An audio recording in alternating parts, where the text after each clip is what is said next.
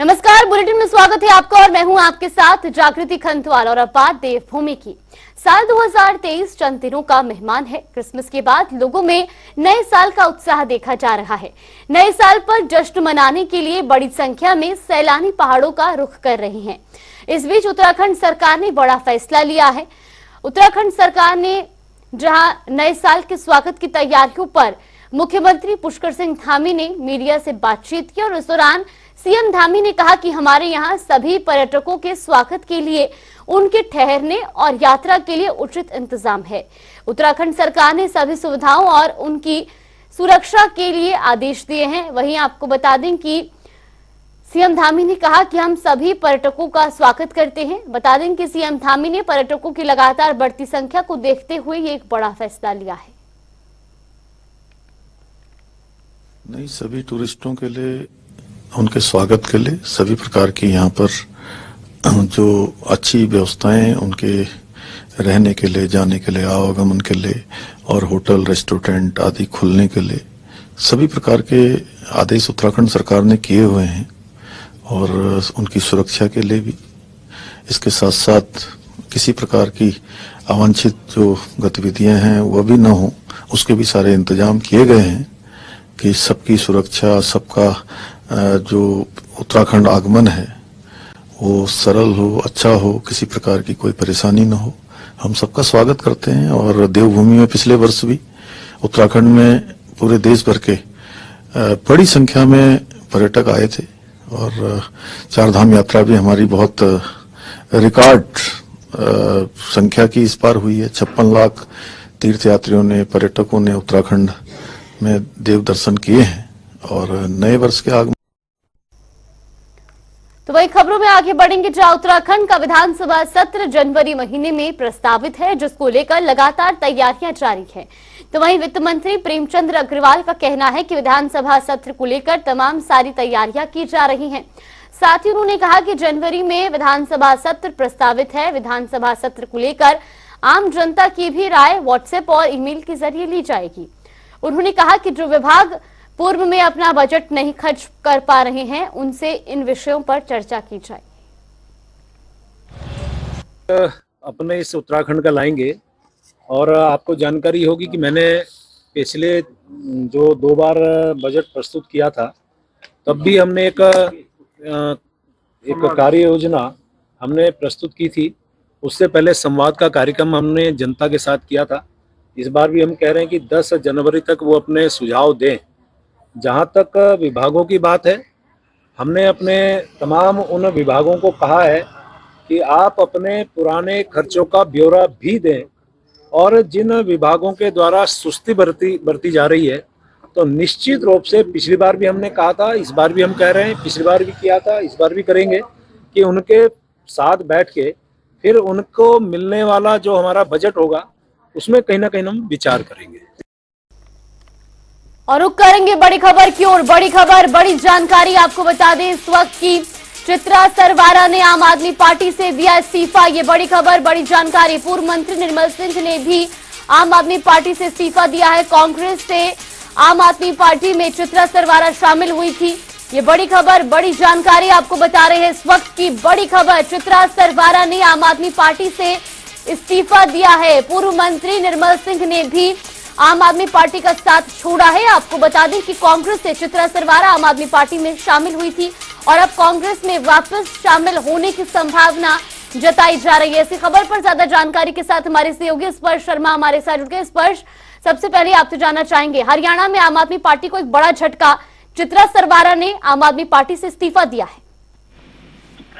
देखिए, बिल्कुल आम आदमी पार्टी को हरियाणा में बड़ा झटका जो है लगता हुआ नजर आया है। पिछले दिनों चित्रा सरवारा और निर्मल सिंह ने जो है आम आदमी पार्टी जो है ज्वाइन की थी, लेकिन फिलहाल आम आदमी पार्टी की प्राइमर मेंबरशिप से जो इस्तीफा है वो यहाँ पर जो है दे दिया गया है। दोनों की ही बात करते हैं तो अहम पदों पर जो है चित्रा सरवारा की बात करें, निर्मल सिंह की बात करें, देखने को जो है मिलते हुए नजर आते थे। आम आदमी पार्टी में चित्रा सरवारा जो है प्रदेश उपाध्यक्ष के पद पर तैनात थी, वहीं निर्मल सिंह जो है राष्ट्रीय सह सचिव के पद पर जो है तैनात देखने को मिलते हुए नजर आते थे। लेकिन अभी जो एक पत्र लिखा गया है सुशील गुप्ता आम आदमी पार्टी जो इंचार्ज है हरियाणा के, उसमें सीधे तौर पर लिखा गया है कि कुछ जो निजी कारण है उनके कारण जो पार्टी छोड़ने का जो ऐलान है वो जो है सीधे तौर पर जो है करते हुए जो है वो नजर आ रहे हैं। पहली लाइन ही जो है ये लिखी गई है कि due to personal reason I will enable to continued as a member of Aam Aadmi party team. लेकिन इसके साथ साथ चूंकि अब आने वाले समय में लोकसभा चुनाव भी देखने को मिलते हुए जो है नजर आएंगे, तो ऐसे में कई तरह के कयासबाजी जो है लगाए जा रहे हैं। हम पहले से ही जानते हैं कि कांग्रेस में जो है ये रहते हुए नजर आए। निर्मल सिंह की बात करें, ऐसे में हो सकता है कि आने वाले समय में दूसरी पार्टियों के साथ संपर्क जो है कहीं ना कहीं जो है यहाँ पर सीधे तौर पर जो है साधते हुए नजर आए। लेकिन फिलहाल आम आदमी पार्टी की जिस तरीके से हरियाणा में बदलाव यात्रा देखने को मिलती हुई नजर आ रही है और उस दौरान अगर पार्टी के बड़े पद पर तैनात लोग जो है इस्तीफा देते हुए नजर आ रहे हैं, तो निश्चित तौर पर एक बड़ा झटका जो है यहाँ पर आम आदमी पार्टी को सीधे तौर पर लगता हुआ नजर आया है। बिल्कुल स्पष्ट। और देखिए जिस तरीके से अब ये भी कहा जा रहा है, ये कयास भी लगाए जा रहे हैं कि वापस कांग्रेस में वो शामिल हो सकते हैं। हालांकि कुछ भी कहना अभी जल्दबाजी जरूर होगी, लेकिन जिस तरीके के अब लोकसभा चुनाव को लेकर एक सियासी फेरबदल देखने को मिल रहा है, ऐसे में आने वाले समय में कुछ भी संभव हो सकता है। देखिए आने वाले समय में निश्चित तौर पर चूंकि अब चुनाव बेहद नजदीक देखने को मिलते हुए जो है नजर आएंगे। कांग्रेस में पहले भी रहे हैं, क्या कांग्रेस से संपर्क साधते हुए नजर आएंगे। खबरें ऐसी हैं कि आने वाले समय में कांग्रेस जो है ज्वाइन करते हुए नजर आएंगे। लेकिन ये सभी तमाम चीजें जो है अभी इफ एंड बट के तौर पर जो है देखी जा रही हैं। लेकिन आम आदमी पार्टी में जब जो है निर्मल सिंह की बात करें या फिर चित्रा सरवारा की बात करें, जब शामिल होते हुए नजर आए थे तो हम दिल्ली में ही मौजूद थे। बाकायदा जो है आम आदमी पार्टी के दफ्तर में जो है दोनों की ज्वाइनिंग कराई गई थी और उसके बाद जो शीर्ष पद होते हैं आम आदमी पार्टी के, वहां पर जगह भी जो है दोनों नेताओं को दी गई थी, जिसमें हम जानते हैं कि निर्मल सिंह को राष्ट्रीय सह सचिव जो है वो पार्टी का बनाया गया था। वहीं दूसरी तरफ चित्रा सरवारा को प्रदेश उपाध्यक्ष पद पर जो है तैनात जो है किया गया था। लेकिन 1.5 साल आम आदमी पार्टी में रहने के बाद जो है अचानक क्यों मन बनता हुआ जो है नजर आया, ये तमाम जो है सवाल आप जो है उठते हुए नजर आएंगे कि आम आदमी पार्टी का कल्चर समझ नहीं आया या फिर किस तरीके से आम आदमी पार्टी छोड़ने का ऐलान वो करते हुए नजर आ रहे हैं। क्या टिकट को लेकर जो है किसी तरह की बातचीत जो है नहीं बनती हुई जो है नजर आई। ये तमाम चीजें कहीं ना कहीं जो है अब जो है पीछे प्रश्न छोड़ती हुई नजर आ रही। लेकिन भविष्य में जो प्रश्न उठते हुए नजर आ रहे हैं कि अब जो आगे आने वाले समय में राजनीति है वो निर्मल सिंह और उनकी बेटी किस तरीके से जो है करती हुई नजर आएंगी, क्या कांग्रेस में शामिल होंगी, अन्य पार्टी का रुख करती हुई नजर आएंगी, ये तमाम सवाल जो है वो भविष्य के घर में जो है देखने को मिलते हुए नजर आएंगे। बिल्कुल स्पष्ट। फिलहाल आपका बहुत बहुत धन्यवाद हमारे साथ जुड़ने के लिए और तमाम जानकारी हम तक पहुंचाने के लिए। बड़ी खबर आपको बता रही, जहां चित्रा सरवारा ने आम आदमी पार्टी से इस्तीफा दिया है। आपको बता दें कि जानकारी के मुताबिक पूर्व मंत्री निर्मल सिंह ने भी आम आदमी पार्टी फिलहाल छोड़ दी है। खबरों में आगे बढ़ेंगे, जहां धामी सरकार 2025 तक उत्तराखंड को आत्मनिर्भर बनाने की बात करती है, लेकिन सरकार के अधिकतर विभाग वार्षिक बजट को ही खर्च नहीं कर पा रहे हैं। ये एक चिंता का मुद्दा है। उत्तराखंड के वार्षिक बजट के सदुपयोग के लिए शक्ति झोंक रही धामी सरकार को कई विभाग झटका दे रहे हैं। विकास और निर्माण कार्यों के लिए पूंजीगत मद में प्राप्त धनराशि को ये विभाग खर्च नहीं कर पाए हैं। सूचना प्रौद्योगिकी, सिंचाई, लघु सिंचाई, शहरी विकास, आवास, उद्यान, ऊर्जा, खेल, समाज कल्याण जैसे 12 से अधिक विभाग बजट खर्च में अपने प्रदर्शन से सरकार के माथे पर बल डाले हुए हैं।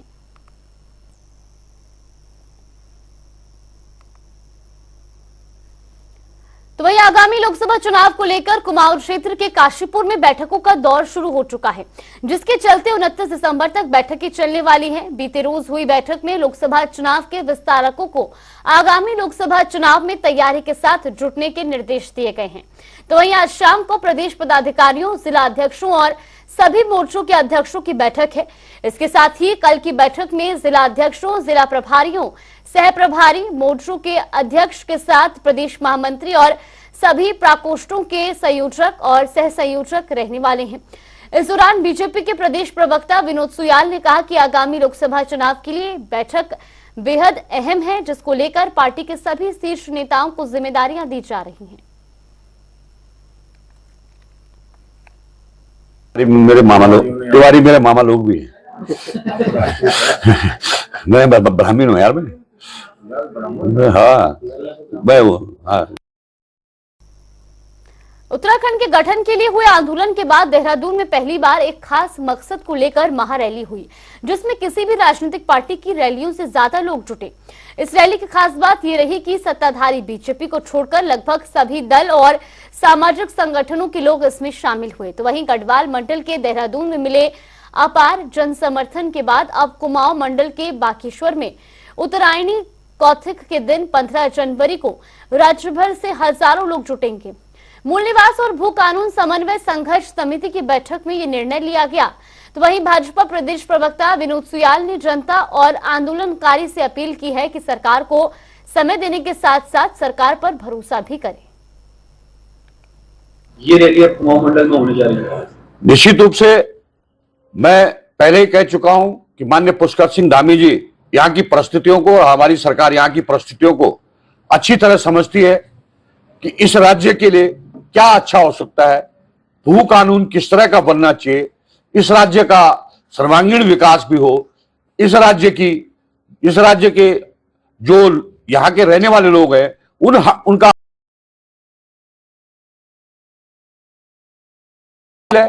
आंदोलनकारियों से भी अपील है, वो भी सारे अपने हैं, उन सब से भी अपील है कि वो सरकार पर भरोसा रखें और सरकार को समय दें और माननीय पुष्कर सिंह धामी जी और भारतीय जनता पार्टी को समय दें कि समय आने पर निश्चित रूप से इन सब कामों को समुचित तरीके से किया जाएगा। पूरे देश में आज कांग्रेस पार्टी स्थापना दिवस मनाने जा रही है। तो वहीं आपको बता दें कि उत्तराखंड में भी कई जगहों पर कांग्रेस के नेताओं और कार्यकर्ताओं ने 138वां स्थापना दिवस मनाया। इस दौरान कांग्रेस के नेताओं ने आजादी के समय को याद करते हुए कांग्रेस को फिर से मजबूत करने का प्रण लिया। ये 3 तस्वीरें भी आपको दिखा रहे हैं विकासनगर, काशीपुर और देहरादून की, जहां आज उत्तराखंड में कांग्रेस ने अपना 138वां स्थापना दिवस मनाया और इस दौरान कई जगहों पर कार्यक्रम का आयोजन भी किया गया। कि आज हमारे कांग्रेस का 138वां स्थापना दिवस है, साथ साथ सेवा दल का भी स्थापना दिवस है। और जो आज़ादी आज हमें मिली है उसमें हमारे पूर्वजों की और कांग्रेस की बहुत बड़ा योगदान है। आज हम सब लोग एक हुए हैं और जो देश में आज तोड़ने का काम किया जा रहा है उनके खिलाफ हमें लोगों को एक होने की ज़रूरत है और एक देश को एक पैगाम मैसेज देने की ज़रूरत है कि हम लोग मोहब्बत के हिसाब से हमें आगे बढ़ना है और लोगों को जोड़ना है। इसीलिए आज हम लोग सब यहाँ लोग इकट्ठे हुए हैं और हम कांग्रेस स्थापना दिवस बना रहे हैं। कांग्रेस सेवा दल का 100वां स्थापना दिवस भी है और कांग्रेस का 139 स्थापना दिवस है। इस अवसर पर हमने अपना पार्टी का चरखा को झंडे को फहरा के वंदे मातरम के साथ और राष्ट्रगान के साथ समापन का कार्यक्रम किया। और आज केंद्र से हमें ये आदेश था कि सब अपने ज़िले में इस कार्यक्रम को करेंगे, तो इसलिए थोड़ा यहाँ हो सकता है भीड़ कम हो, क्योंकि सबके ज़िलों में ब्लॉक में ये आदेश था कि सब अपने अपने इस स्थापना दिवस को मनाएंगे। और ये संदेश है, जो लोग बोलते हैं कि वंदे मातरम सिखाएंगे, हमारे सब कार्यक्रम वंदे मातरम से शुरू होते हैं और राष्ट्रगान से ख़त्म होते हैं। और कुछ पार्टियां आज हमें वंदे मातरम सिखाने का काम करती हैं और वही लोग हैं जो पहले झंडे का विरोध करते थे, अब उनके कार्यालय में 2 रंगा झंडा फहरता है। तो हम दिखाना चाहते हैं 2 रंगा नहीं, तिरंगा, देश का झंडा तिरंगा। भारतीय कांग्रेस कमेटी पूरे 138 वर्ष पूरे कर चुकी है। आज 139वां कांग्रेस पार्टी का स्थापना दिवस बड़ी धूमधाम से पूरे देश में और पूरे उत्तराखंड में मनाया जा रहा है। उत्तराखंड में हमारे चीफ, हमारे पीसीसी के अध्यक्ष माननीय करण मेहरा जी के निर्देशानुसार एक ऐप अखिल भारतीय कांग्रेस कमेटी द्वारा जारी किया गया है, जो कि उसमें हमने चंदे के रूप में 138 रुपये, चूँकि 138 वर्ष पूरे हो चुके हैं, इसलिए गरीब से गरीब हमारा कार्यकर्ता भी 138 रुपये के रूप में, चंदे के राशि के रूप में वो जरूर योगदान कांग्रेस पार्टी को करेगा। आज कांग्रेस का 138 वर्ष पूरे प्रवेश कर रहे हैं और निश्चित रूप से कांग्रेस पार्टी का इतिहास आंदोलन का इतिहास रहा है। उस समय जब कांग्रेस पार्टी ने देश के आंदोलन में भाग लिया और निश्चित रूप से उस समय हमने ब्रिटानी हुकूमत को इस देश से भगाया, लेकिन आज उस समय जब देश आजाद हुआ था तो हमने सबने ये सपना देखा था, इस कांग्रेस पार्टी ने सपना देखा कि देश में एक समानता हो, लोगों में भेदभाव ना हो, जाति धर्म बोली धर्म के आधार पे लोगों को बंटवारा ना किया जाए। लेकिन दुर्भाग्यवश आज जो सत्ता पे काबिज लोग हैं वो इस देश को बांटना चाहते हैं। सांस्कृतिक शोभा यात्रा के साथ 4 दिवसीय मसूरी विंटर लाइन कार्निवल की शुरुआत हो गई है। कार्निवल के तहत टाउन हॉल में आयोजित पहली शाम में लोक गायिका रेशमा शाह के नाम रही रूहान भारद्वाज एवं करिश्मा शाह ने भी लोकप्रिय गीतों की प्रस्तुति देकर श्रोताओं को नाचने में मजबूर कर दिया। इस दौरान लोक गायिका रेशमा शाह ने पत्रकारों से बातचीत करते हुए देशवासियों को नए साल की शुभकामनाएं दी।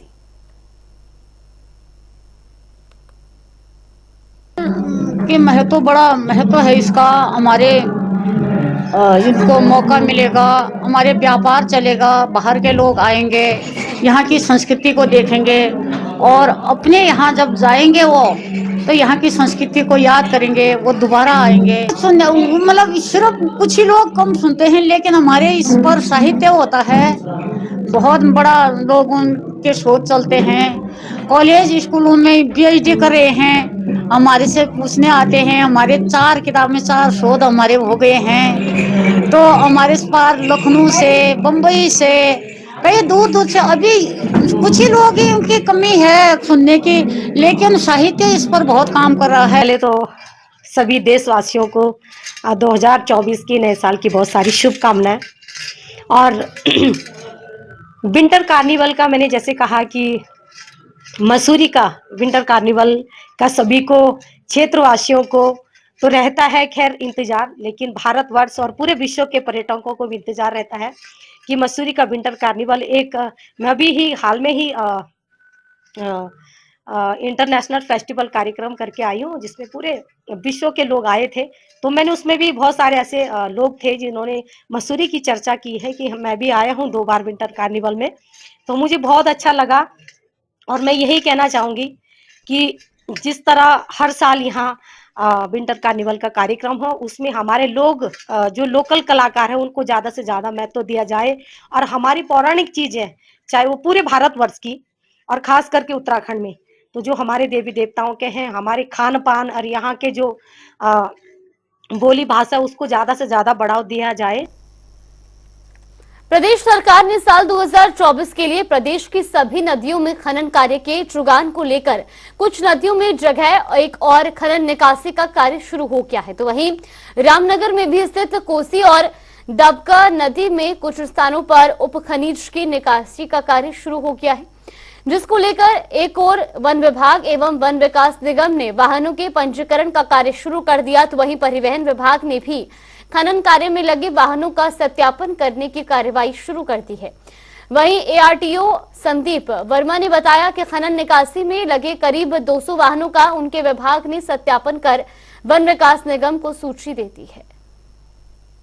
ये वर्तमान में खनन सत्र प्रारंभ हो चुका है और वाहनों का रिलीज होने की प्रक्रिया और वाहनों के वन निगम में रजिस्ट्रेशन की प्रक्रिया प्रारंभ हो गई है।